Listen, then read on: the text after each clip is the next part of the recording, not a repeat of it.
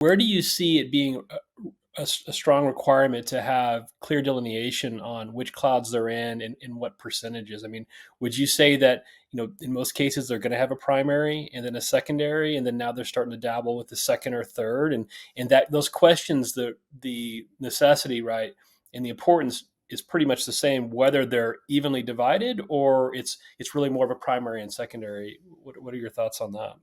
I think we most often see a primary and at least one secondary, and there are really three reasons why we see multi-cloud. So it's really about vendor lock-in, avoiding vendor lock-in, some different capabilities, and then licensing.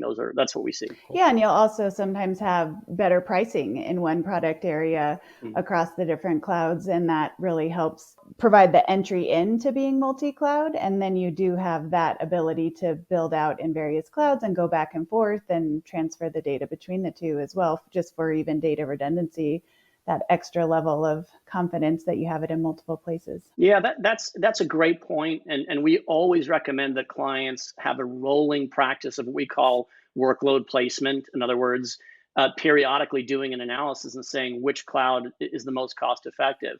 In fact, it's a best practice to do that between the data center and your clouds as well.